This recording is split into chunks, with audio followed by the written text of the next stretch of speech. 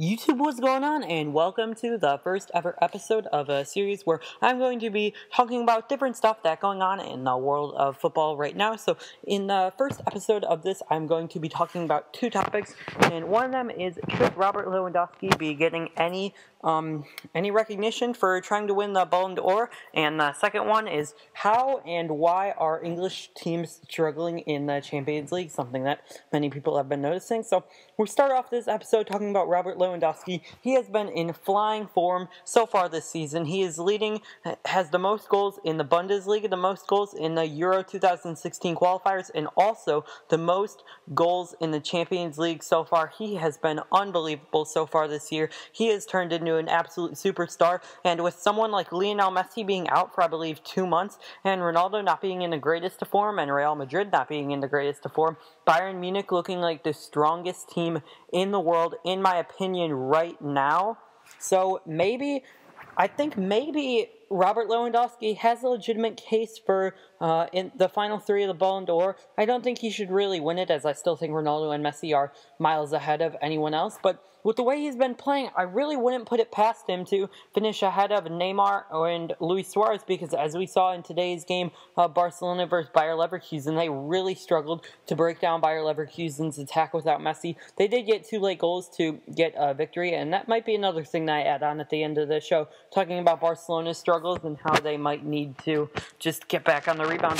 We're here to talk about Lewandowski is playing right now, which is absolutely unbelievable. He's just been in flying form, and I really think he could be cementing his case as the 3rd best player in the world. Scoring 5 goals against the 2nd best team in your league from last season is something unheard of. Also leading the Champions League, your league, and Euro qualifiers in scoring. I know it's early in the season, but he is unbelievable so far. Better form than he ever had in Dortmund and ever has had at Bayern. So I think that Lewandowski does have a very realistic case of being in the finals for the Ballon d'Or, especially in my opinion that Bayern Munich are the best team in the world and the favorites to win the Champions League this year. I said it before that Barcelona wouldn't repeat, as not many teams do repeat in the Champions League. I don't remember when the last repeat was, but I know it was very long ago. I thought Bayern would be able to do it, and they're just looking very good so far. They got 2 blowouts, and they now have a weak Arsenal side going into them. And leading into that is, why are English teams struggling in the Champions League? Well, a couple of reasons, all very different and very unique, but here's some of my logic. Well, in the PSV Manchester United game, I think the Luke Shaw injury definitely had a big impact in the game, but the Luke Shaw injury wasn't the only thing that has been hurting the English teams in the Champions League. We see Chelsea losing 2-1 to Porto today, also Man City losing to Juventus, and then Arsenal also losing twice, once to Olympiacos and once to Dynamo Zagreb, both teams who Bayern have absolutely destroyed. So like, the English Premier League teams are just playing terrible so far. I think it's a mixture of reasons, and one of the main reasons is the quality of depth overall in the Premier League. As you see many different teams making very star signings, like even Swansea City has like Andre Ayew and some other people, and then you have some other teams like Stoke City. I believe they have 4 players that have won the Champions League, which is absolutely crazy. You have other mid-table teams like Everton, Romelu Lukaku, John Stones, and also Ross Barkley. So they have a lot of talent. And also you have teams that are struggling to get into the Champions League, like Tottenham Hotspur, who has Hugo Lloris, Harry Kane, Christian Eriksen. And also you have Liverpool with Roberto Firmino, Coutinho, and other stars on their side, like Daniel Sturridge. So the quality of depth in the Premier League might be a problem for the Premier League teams in Europe, because the way that the Premier League is played, it's so fast-paced, it's so end-to-end, it is so entertaining to watch. I absolutely love watching it. I believe on Saturday, every single game had 3 or more goals, which is unbelievable, just the amount of goals that are being scored in the Premier League. It's, in my opinion, easily the most exciting league in the world, and actually almost as exciting as a sport like basketball or football, which is more native to me, as I've been watching that all my childhood, but now starting to really get into soccer, watching all the Tottenham games and many other Premier League. It's just been so exciting, but I think that does wear them down in Europe, as I just feel like all the stress and all the energy that they waste playing just a random game against like Sunderland and Newcastle. You saw Chelsea struggle against Newcastle, getting down 2-0.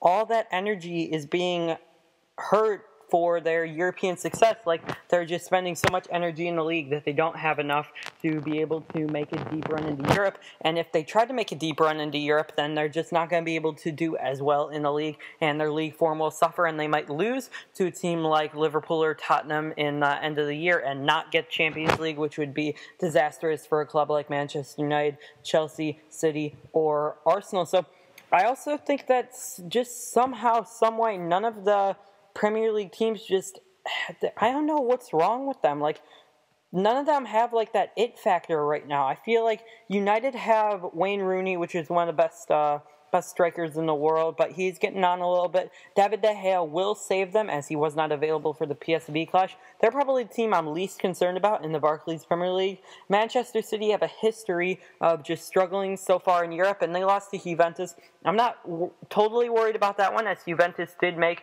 the Champions League final last year, but they have lost a lot, like Arturo Vidal and also Andrea Pirlo and Carlos Tevez. So they've lost a lot. And also Chelsea, they are just playing very poor in the league and in Europe. And finally, Arsenal, they've been playing very poor in Europe, losing to two teams that they really should have beaten in Olympiacos at home and Dynamo Zagreb. So that's another struggling factor right now. But the next thing that I'm going to be talking about, the final thing in this episode, is going to be what is wrong with Barcelona. Now, the Catalan Giants have been not necessarily bad so far this season, but they definitely have not been anywhere close to the form that they were in last season. They were unbelievable. They were scoring goals for fun.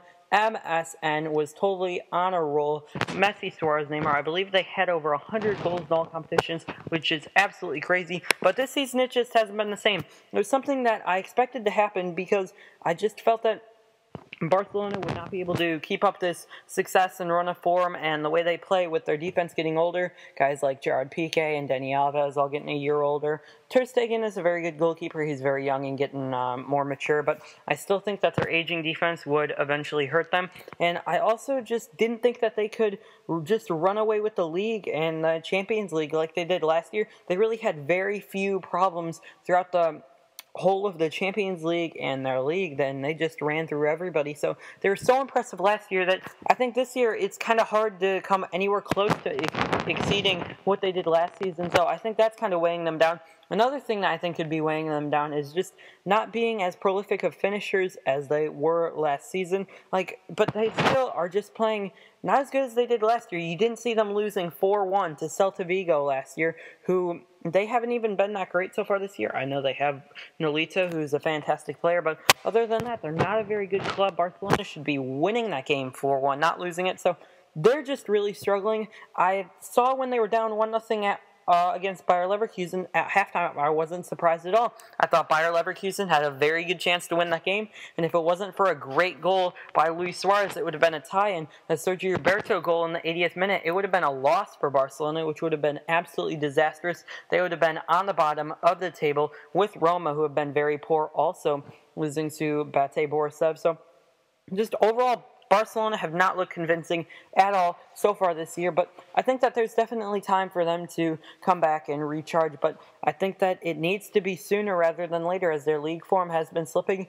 even though Atletico Madrid and Real Madrid all have been dropping points recently as well, with Villarreal, I believe, on top of the league. I don't think Barcelona will be enough to retain the Champions League title, so I don't think they win it again. But I do think they can fix it. I still think they are probably the favorites to win La Liga, with Atletico Madrid and Real Madrid very close behind. But I do think that they do fall short of the Champions League. And that will wrap it up for the first episode of my Football Debate series. If you enjoyed, make sure to leave a like and also subscribe for more Football Debate episodes, Let's Talk Tottenham, and also other FIFA 16 gameplay.